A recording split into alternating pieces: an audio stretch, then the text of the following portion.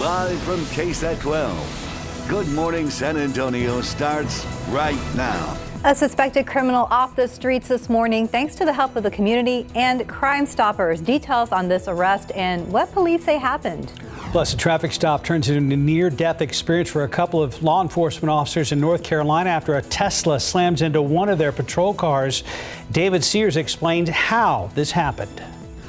San Antonio is Military City, USA. So many active servicemen and women, so many veterans here in our community. But there are some scams out there, some companies trying to take advantage of these important members of our community. I'm Max Massey. I'm going to explain. And a good morning to you. It is Wednesday, February 9th. Thanks for joining us this morning. Have a lot to talk about. We're at 47 degrees now, so we'll be checking in with Justin in just a minute. And we'll also be checking in with our Stephen Cavazos about this major incident on Highway 90. Yeah, fatality accident out in West Bexar County. That's coming up first outside with live cam. A slow warm up in progress. Very similar to where we were yesterday. I think we were about this temperature too, Justin. We were. This is going to be very similar to yesterday. The only difference is we'll be just a couple degrees warmer. We're shooting for 70 this afternoon. I think we get there. Sunny skies, beautiful day. We've got a beautiful stretch of weather, as we've been saying. 51 degrees, and that's up from 30s just a couple of hours ago. 32 Kerrville, 48 Rock Springs, 39 right now in Uvalde. In the forecast next 3 days, well, it doesn't get much better than this. 71 Wednesday, 70 Thursday, 73 on Friday. Warm day there on Friday. Things change a little bit for the weekend, and we have a few tweaks for that forecast. We'll show you here in just a little bit. Pollen count is in. All is well here, too. Molds are low. Mountain Cedar is low. Checking in at 130 and 90, respectively. Forecast again today. 68 degrees by 2 p.m., 71. Your high temperature southwesterly winds 5 to 10 miles per hour. Rodeo gets underway tomorrow. We've got some good weather for that. Again, a few changes this weekend, some cooler temperatures. We'll detail that entire forecast for you coming up in just a few minutes. But let's get over to Stephen now with the latest on what's going on there out in Bexar County. Yeah, far West Bexar County out here, and it is not looking great for drivers. I was just keeping an eye on this TransGuide camera. Spotted a few vehicles driving here in the grassy median, trying to get around this stop-and-go traffic. This is actually something that we're going to probably be seeing for a little while now. The Bexar County Sheriff's Office has said that they are investigating a deadly crash out there. Now, right now, we know traffic is moving at least at one lane in these westbound lanes of 90, but you can see that that's a huge stretch of traffic that has just continued to build there. Now, the crash, as we were being told by Katrina Weber, who's out there right now, saying that this is off US 90 westbound at Pioneer State, and that backup is again in the westbound lanes where we're seeing it there on the TransGuide camera. Something we will watch closely and give you all the updates. But let's take a jump back here into town because we do have a crash off 410 westbound at Vance Jackson that's also causing a buildup there. But taking a small jump down here to I-35 southbound at San Marcos Street, we did spot a crash there that was actually closed, that forced the ramp to I-10 at 90 to be closed off for a little while, but we are also still seeing that buildup out there. Now, let's take a jump a little bit further because US 90 eastbound at Zarzamora, there was a pretty severe crash there that actually had a huge stretch of traffic building in those eastbound lanes. Thankfully, that is cleared off, but we're still keeping our eye on this crash off 410 westbound at Ingram Road. So you can see as we jump out of the map that it is a very busy morning, but the big thing right now is going to be back out there at far West Bexar County. Again, this TransGuide camera is showing something that you should not do right now. Just make sure that if you have to travel through 90 out there in those westbound lanes, maybe find an alternative route. We'll bring you those updates as they become available. Mark, Stephanie? Keep us posted. Thank you, Stephen. And let's look at today's 9 at 9. New York Governor Kathy Hochul is expected to drop New York's stringent indoor mask mandate for businesses today, but the mandate will remain in place for New York schools. Officials in Massachusetts and Illinois are also expected to update statewide COVID restrictions later today. Gas prices are expected to keep rising today with no signs of slowing down. This, according to the American Automobile Association. The national average of gas was about $3.46 per gallon yesterday, and compared to this time last year, the average was almost $1 less at $2.47. AAA says reasons behind this are heating oil in the winter months and the ongoing tension between Ukraine and Russia. If you're a parent, you might get a smaller tax refund this year. That's because you may have already received part of your enhanced child tax credit last year. Families of 61 million children were sent half of the credit in monthly payments. Parents now have to determine the remaining amount of credit they can claim on their tax return. The investigation continues into the deadly school shooting near Detroit, Michigan last fall. New text messages are now revealing what the suspect's parents were most concerned about before and during the shooting. Prosecutors also revealing pages of phone logs and other messages in an attempt to prove Ethan Crumbley's parents ignored their son when he showed signs of mental distress. You may have noticed you're spending a little more at the grocery store lately, but experts say get ready to pay even more than that. There are reports the resources used to make items you buy at the grocery store are up 6% this year, and rising prices for things like fertilizer are expected to make things even worse. Team USA has its first gold medal in the Beijing Winter Olympics. Lindsay Jacobella is competing in her 5th Winter Olympics, won gold in snowboard cross. Jacobella is one of the most successful snowboarders in her sport, but some may remember her for the 2006 Olympic mishap in which she fell on the last jump, leaving her with a silver medal. This morning, new guidelines are coming to the social media platform TikTok, the company announcing it will strengthen its policies to promote safety, security, and well-being. The changes come after content glorifying eating disorders and suicide hoaxes was available for underage users to see. The company made some changes last year, but now the company plans to be even more strict when it comes to content. We might still be in winter, but if you're looking to score a good deal on plane tickets, now might be the best time to book. Experts suggest searching in the opposite season to find the best prices. They believe waiting until the last minute will not save you any money like it did earlier in the pandemic. It's only the greatest national day of story ever. Today is National Pizza Day, and multiple pizza companies are offering deals. Whether it's thin crust, Chicago style, deep dish, or anything in between, pizza is an American favorite. It's still early enough to have it for breakfast, lunch, and dinner. And that's today's 9 at San Antonio, known as Military City, USA, home to tens of thousands of veterans and active duty service members. For them, applying for disability, rating changes, or pensions with the Department of Veterans Affairs can be confusing. And to make matters worse, some businesses try to take advantage of that by charging excessively for assistance in filing VA claims, even promising to increase disability ratings or to get veterans disability in the first place. Max Massey joins us live outside the Audie Murphy Memorial Veterans Hospital. Max, what else does our community, military community rather, need to know? Guys, we actually changed locations. We're here at the Wonderland Medical Center, and we did that because of that crash. We weren't sure if we were going to get there on time, but in regards to what our military members need to know, honestly, it's kind of disheartening. There are so many companies out and about trying to take advantage of these predatory scams to our military members, men and women and veterans. And guys, I talked to the project service director at Wounded Warrior Project.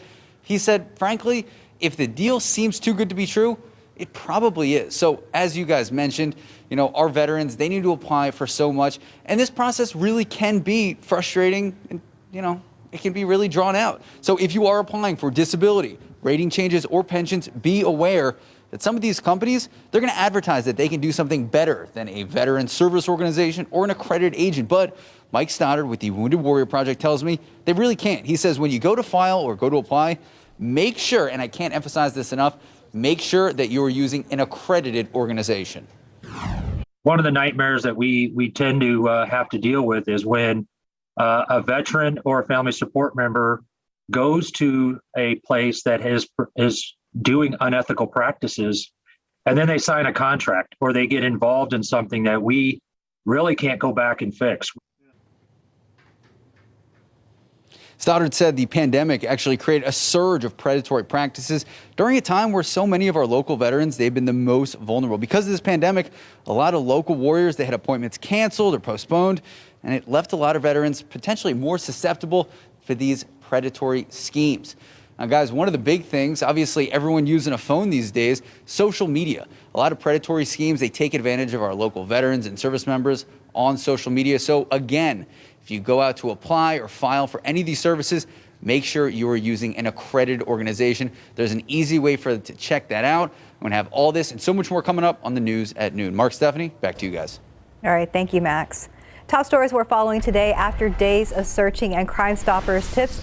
A man wanted for a road rage shooting has been arrested. Here's a look at the man facing charges, 34-year-old Danny Montez. According to an affidavit, Montez cut a driver off, then followed him to a Dollar General store. Then, according to authorities, waited for the victim to come out of the store and started shooting. That victim was hit and taken to the hospital with a non-life-threatening injuries. Montes is being charged with aggravated assault with a deadly weapon. San Antonio police say they've arrested a man who was trying to flee after a crash early this morning. This is happening just before 4 on Grissom Road and Timber Hill Road on the city's northwest side. Police were responding to a call about a carjacking when they thought they spotted it. While running the car's plates, the driver sped off, running a red light. That car went on to T-bone one car and clip another. Turns out this was not the stolen vehicle, but the driver was still arrested. The victim in the other vehicle were okay, but the driver of the black car did end up with a broken leg. There's a new name on the Texas 10 most wanted list. He is 40-year-old Ruben Castro. Castro's been on the run since May. Texas Department of Public Safety says he's wanted for aggravated assault and violating his parole. The aggravated assault charge is related to a crime in Atascosa County. DPS officials say Castro has ties to the Texas Mexican Mafia and should be considered armed and dangerous. If you see him, you're asked to call Texas Crime Stoppers at number 1-800-252-TIPS. In your morning headlines, a rabbi who was held hostage in that synagogue outside Dallas speaking to Congress. Drivers use autopilot and run into problems and cell phones at the same time, rather to find out. Okay, I don't understand that. Anyway, David Sears is here with more on that. My apologies for not reading ahead, David. That's all right. So if you use your cell phone and you got your car in autopilot, you know these new autopilot things? Right. You could really run into some serious problems. Yes, sir. Oh, yes. Not smart. Okay. So we'll show you why in just a second. It was a terrifying several hours for 4 hostages held at gunpoint in a synagogue in Colleyville just outside of Dallas. They all made it out alive, including a rabbi. And yesterday, Charlie Citron Walker testified in front of a House Homeland Security panel. He was telling the members about his ordeal and noted that even though there has been an increase in security funding and training, there needs to be more done to help places of worship handle situations like the one he was forced to go through. As grateful as I am for the support and funding under the Nonprofit Security Grant Act, my understanding is that the funding is not at a level where it can meet the urgent needs of the communities it was created to protect. Every congregation needs to be prepared, yet the gap between the need and funding is profound. After he was set free by the hostage taker, the rabbi credited the training his congregation had gone through and the upgraded security measures they put in place. But he reiterated that more needs to be done to help smaller congregations. All right, 2 officers, look out. One saves the other to get out of the way. That's one of the cruisers right there going into the trees. It was hit by a Tesla. Got nailed from behind and sent it off the road into that tree. And you can see one deputy is up and okay. The other survived as well. Now, this crash happening in North Carolina. Some serious damage to a Tesla as well. The driver of the Tesla had his car in autopilot mode. According to investigators, he was watching a movie. He was arrested at the scene and told the arresting deputy that he briefly looked down. According to one expert in self-driving cars, even if you are driving a Tesla in auto mode, you're supposed to keep your eyes on the road and your hands on the wheel. The county sheriff says even with the automation, you have to pay attention to what you're doing. Automation cannot do everything. It's not enhancing our safety, and in this situation, it could have killed 2 law enforcement agents. And by the way, the driver that caused the crash, watching that movie, it was on his cell phone. Laser hits becoming more and more of a problem for pilots all different kinds of aircraft. Earlier this week, there were 11 laser hits on aircraft just over the skies of Seattle alone. The FAA very concerned about the growing problem because those hits could cause some serious damage to pilots' eyes and possibly cause a crash. That's why local law enforcement always keep their eyes open, even using night vision goggles to spot the culprits.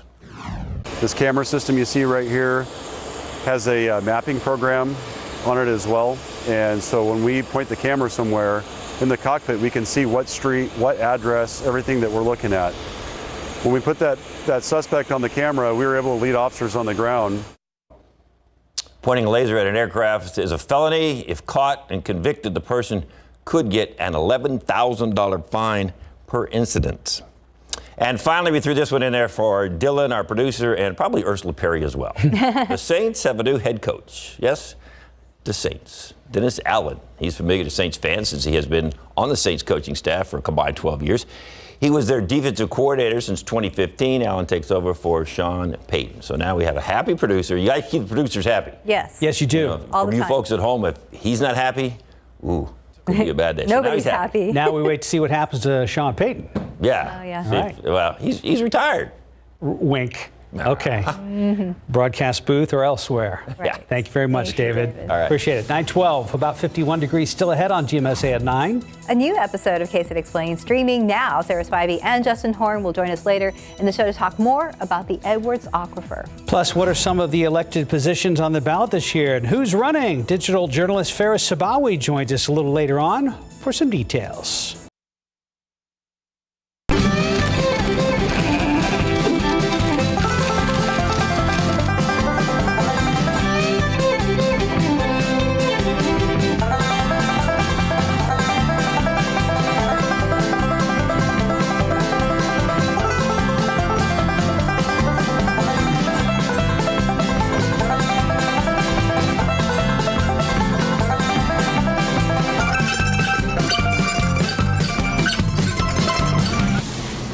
Rodeo starts tomorrow. We can't wait to tell you more about it on our early newscast and right here on GMSA at 9. Yeah, a lot of people are ready. And I guess the weather will work out in the afternoons, maybe. Oh, it's looking really good for the beginning of rodeo. Honestly, compared to what we have been dealing with in years past when the rodeo gets underway, this is really good. We're going to get some great weather next few days going into the weekend. I would imagine this weekend it's going to be a little crowded out there. Yeah. Yes, A lot it of is. people checking it out.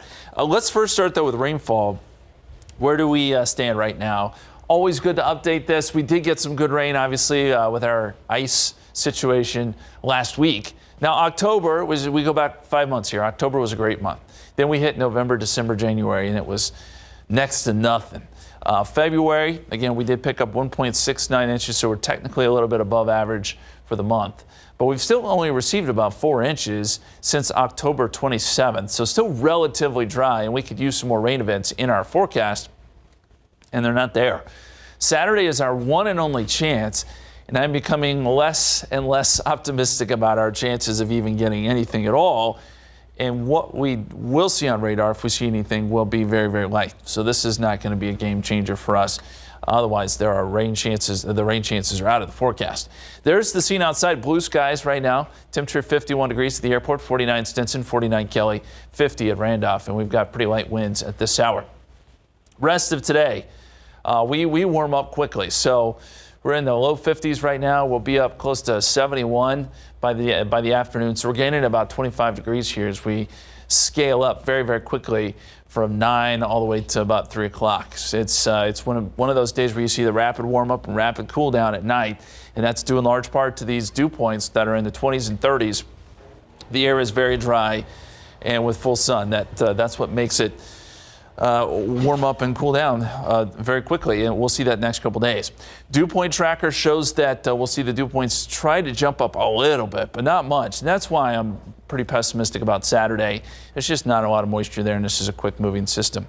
As we look at the big picture here, the only thing we've got going on is right here, this swirl of low pressure over the Great Lakes, and that's producing a little bit of snow. There's a little bit of rain and some rain in Florida, but really, all in all, this is a very, very quiet pattern, not only for us, but for the country. We've got the northwesterly flow that typically doesn't bring us much, at least this time of year. And temperatures are not really all that cold. We're above freezing in Chicago. We're above freezing in Cleveland. It's the normal spots that are below freezing, Caribou, Maine, International Falls, but this is not really a cold pattern for anybody. Here's a look at our forecast. We're going to go 71 this afternoon. Beautiful. As we get into tomorrow, we'll go 70. Beautiful. No changes. As we get into Friday, it is going to be a little bit warmer. Frontal boundary starts to come into North Texas. Typically out ahead of these frontal boundaries, we can get what we call compressional heating. Tends to warm up a little bit more right out ahead of the front. So we'll go 73 Friday. Now on Saturday, if you're making plans, Saturday morning there is a chance of a shower. As I mentioned, it will be very light. Turns windy with this front, and then by Saturday afternoon, our high temperatures go from being in the 70s to the 50s on Saturday. Windy, cooler, still fairly nice, but if you're heading out to the rodeo, just know it's going to be windy. The gusts 20, 25 perhaps. So the extended forecast here, we'll go 58 Saturday, and that hat, by the way, should be on Thursday. My mistake. Rodeo gets underway tomorrow.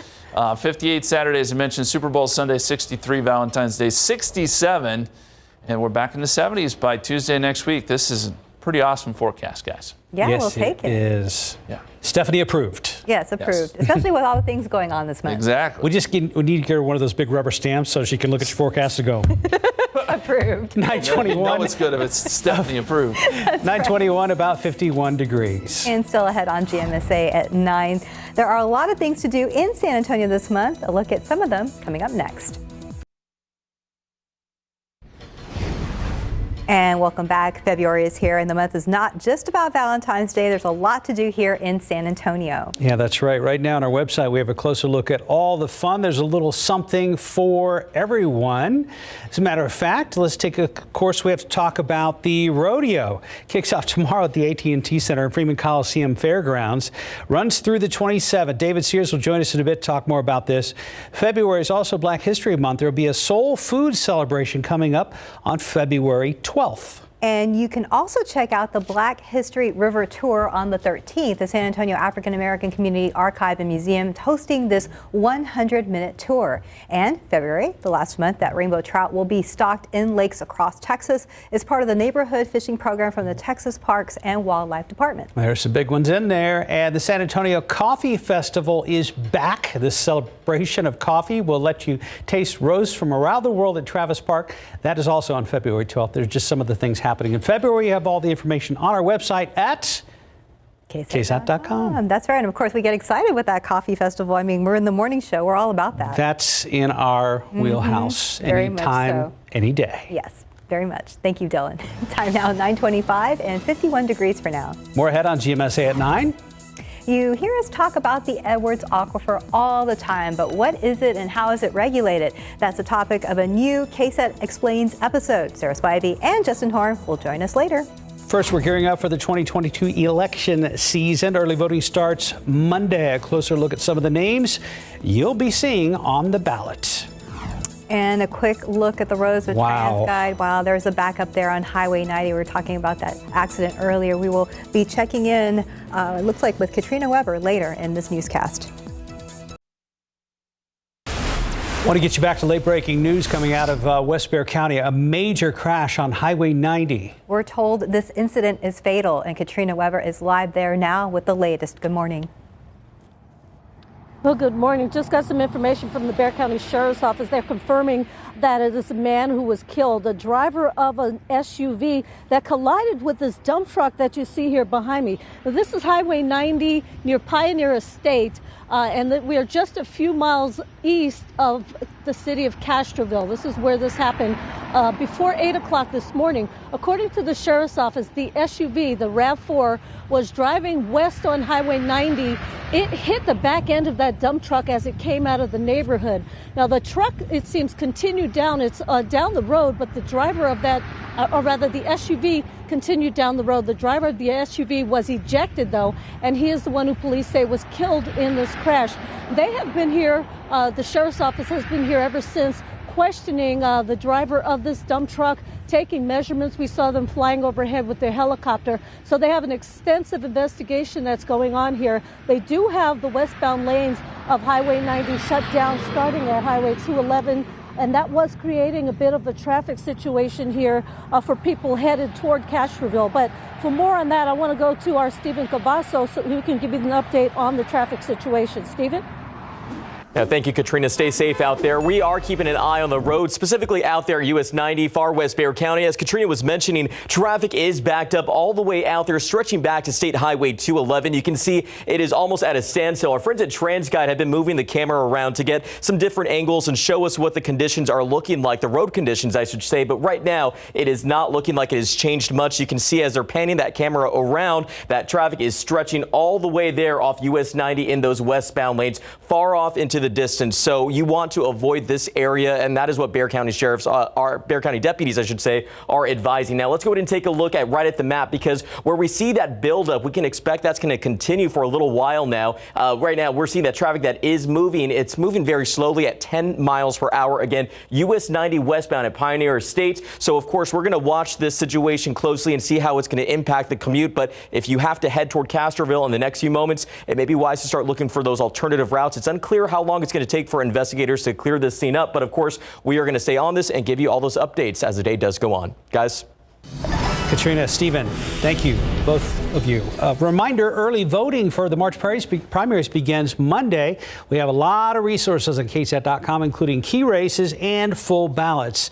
And on Monday, we'll have a list of those early voting locations. And to get to the website, it's very easy. Just scan the giant QR code on your screen. It'll take you to our Vote 2022 page where you can find all this information and much more. Election Day is March 1st. And with that said, there are some congressional candidates on this ballot this year. Who are they? A brand new story on KSAT.com this morning outlines who's in the race and how much money each candidate has raised and, more importantly, spent. For a closer look, we bring in KSAT digital journalist Ferris Sabawi. Hey there, Ferris. Good to see you. Good morning. It's clearly a busy morning for y'all, so yes, thank you for fitting me in. Yes, no, we need you. So first off, let's start local and talk about the county judge race. Who stands out in that one? Yeah, so we looked up campaign fundraising figures for basically all the races that you're going to see on the ballot, whether it's local, statewide, or federal. And, you know, one of the ones we wanted to look at was that county judge race. It's going to be so important with Bexar County Judge Nelson Wolff leaving that position. Going to be new representation for the first time in that office since 2001. And so far, it looks like former District Court Judge Peter Sakai has actually done really well in fundraising. He's brought in more than $250,000 as of last check. So he has the advantage over the other primary opponents in that Democratic primary. Former mayoral chief of staff, Ivelisse Mesa Gonzalez, came behind them, raising about $100,000 or so. And then in third place came State Rep Ina Minjarez, who raised around $80,000 or so last year heading into this race. I think this is going to be a big one because the advantage goes to the Democrat in this race, and it's going to be a really interesting primary because you have, not just Peter Sakai, who's very well known here, but Ina Minjarez was also very well known from her time at the Texas legislature. She was one of those Democrats involved in the walkout, going to Washington, D.C. to fight for voting rights. So I'm interested to see how that impacts the race. And so that's one we're definitely going to be keeping an eye on. Let's talk about the state legislature for a second. Ferris, is there a race or two you're keeping an eye on there? Yeah, Mark, I got to say, I'm really interested in House District 118. Now, this was the one that was held by Democrat Leo Pacheco, but then he decided to resign to seek, I believe, a position at Texas A&M University San Antonio. During the special election, Republican John Lujan won, flipping the seat. And so this seat will be up for grabs again, and it's going to be a rematch of that special election between John Lujan and Frank Ramirez. Now, John Lujan has raised more money. He has a lot of momentum from his Republican backers, but Frank Ramirez has actually spent more money in this race, putting in more than $150,000 as of last check. Democrats are really hoping to flip the seat back to their side, and this is going to be one of those really interesting storylines, especially with the Texas legislature coming up. It'll be interesting to see if Democrats will be able to take that seat back. All right, Ferris, and congressional races will be on the ballot as well. How has redistricting affected that race? Yeah, Stephanie, that's been a really interesting thing to see. There are two districts in our area in which there's going to be new representation. So the first one I want to mention is Congressional District 15, and that was held by Representative Vicente Gonzalez. But after a really, really competitive 2020 year, he decided to seek office in a different district because of redistricting. And so that one will be up for grabs. Republicans redrew that district to be much more competitive.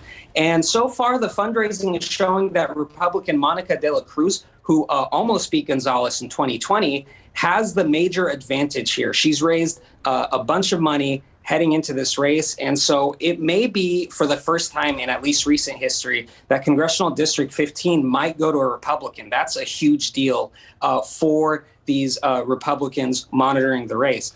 The other one on the other side of the ballot that I think is going to be important is Congressional District 35.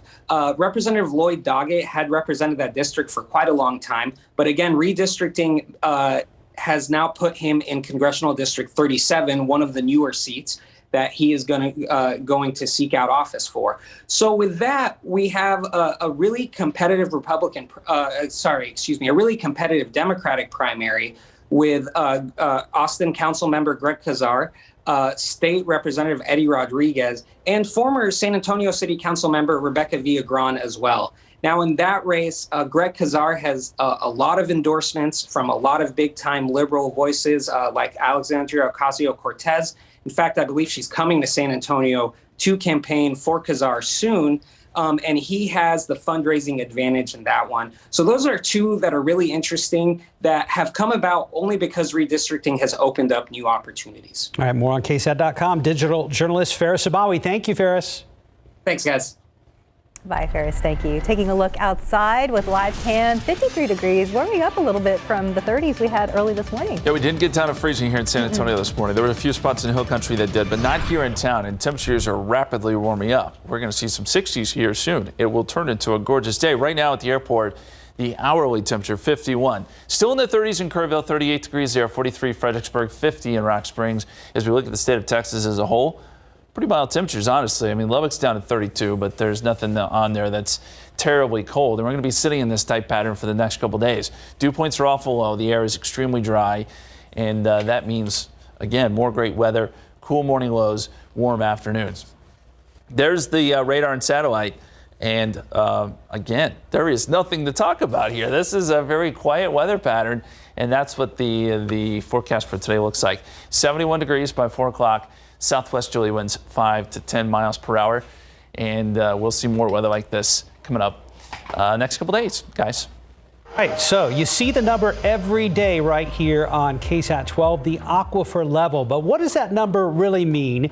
And why is the Edwards Aquifer so important and heavily regulated? Meteorologist Justin Horn and Sarah Spivey join us now to chat about a new episode of KSAT Explains, all about the Edwards Aquifer. Good morning again, guys. Hi, Sarah. Good morning. Hi. So happy to be here and talk about this important subject. Yeah, you bet. Good to have you here on the 9 o'clock show. So let's start with a basic question, especially for folks who are maybe new to our metropolitan area or never really delved into this. What exactly is the Edwards Aquifer? So plain and simple, it's our largest source of drinking water in San Antonio. It is an underground system of groundwater, porous limestone. The water fills up this limestone and we harvest it every day at the J17 well. Yeah, that's why we report the number every day. It's a big deal. And why is the aquifer regulated? Are we worried about that drying up? It's a good question, and we get that question a lot. Is the aquifer going to dry up? Are we going to use all the water? And the answer is no. The reason though the Edwards Aquifer is regulated is because, first off, it became very litigious in the 80s and 90s. Everybody wanted a piece of it, right? Everybody wanted some water. But also, we had to protect the endangered species. The federal government stepped in and said, you've got to protect these endangered species or we will. And so that's why we started watching the level of the aquifer very closely. And that that is the poster child for the Edwards Aquifer. That is the Texas blind salamander. Yeah. And there you can see they're actually in one of the springs there tagging where they can find any kind of salamanders there, and the Comal salamander in particular. The thing is, the aquifer, we're not worried about it running out of water. It's got enough water in it to sustain people indefinitely. Right. But those salamanders, they need a clear, clean, flowing stream of water. We got to get the springs flowing. Yeah, in order to survive. And for me, Justin, that was the most enlightening part for me, because I grew up around San Antonio. I thought every time we saw the number on TV, it was because we were worried about the aquifer drying up. Yes. Not the case. Right. We're the protection there of the endangered species is the main issue. And very quickly, the term I heard a lot was canary in the coal mine. So these salamanders really tell us what the health of the aquifer is, and it's important to us that they stay healthy because then we know it's healthy for us. All makes sense to me. Yep. San Antonio metro area, of course, growing very rapidly, will continue to do so for decades to come. Is the Edwards Aquifer Authority, or EAA, concerned about water contamination from all that current and upcoming development? Yes, they are. And they're watching this, especially over the recharge zone. How does development dictate that, and where does the pollution go? And so they're trying to be very thoughtful about how we go forward here with developing over the Edwards Aquifer and what the future looks like to make sure the water stays sustainable. And you know, one part we didn't really get into a lot here in this episode was SAW's role in all of this. And SAWS has diversified their water portfolio, as they call it. So we have the Vista Ridge pipeline, we have desalination. They're not just using the Edwards Aquifer like they used to. So that's part of it. But the future is being watched very closely by the Edwards Aquifer, and they've got work ahead of them. Right, and you know, San Antonio is growing, San Antonio metro area is growing, but there are huge swaths of land that are being protected from future development simply to keep the aquifer clean, clear, and the springs flowing. And so it was just fascinating to be able to do this. You know, I kind of think of it like a Nat Geo package. We got to do our own little mini Nat Geo package. I'm hoping that classrooms may show this, you know, to teach kids about the aquifer. It was so cool. I got to nerd out and hold one of those Texas blind salamanders in my hands. And doing that, it really was so fragile. Creepy and cute. Creepy cute. Creepy cute. Yes. That is pretty cool. You know, and for people, like, just a reminder, how can they watch?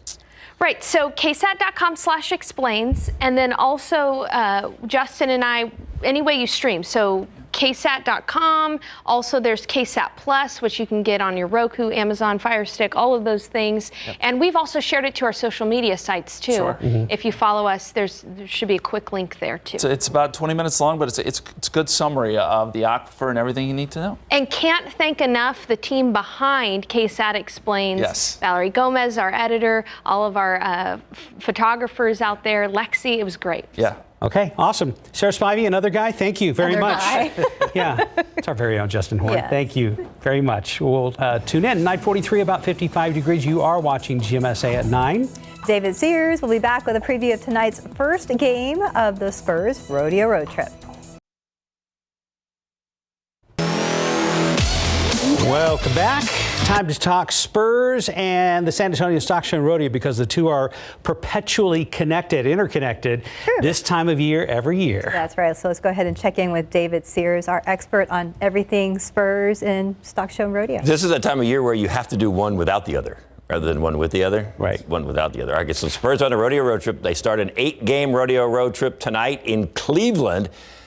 Two things about Cleveland. They're one of the best teams in the East, and this is where they're going to play the All-Star game. So DeJounte Murray gets to go to Cleveland twice in like a few days. So congratulations, DeJounte. Hey, he's in the All-Star game, so that's really, doesn't really matter where they play it. He's there. So, and then they're playing 8 games or 5 games in 8 days before the actual All-Star game. So Friday and Saturday, back-to-back, Atlanta and New Orleans after Cleveland tonight. Now, here's what's significant about New Orleans. They made a trade with Portland. New Orleans now has C.J. McCollum in their lineup, so he'll pair with Zion Williamson. So that's going to be very interesting to see how that works out. C.J.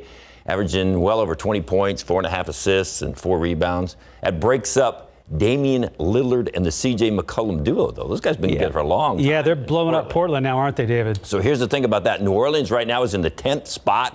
Spurs are 2 games behind New Orleans. Trade deadline is tomorrow. Remember we had that rumor about Sabonis maybe coming to the Spurs. He got traded.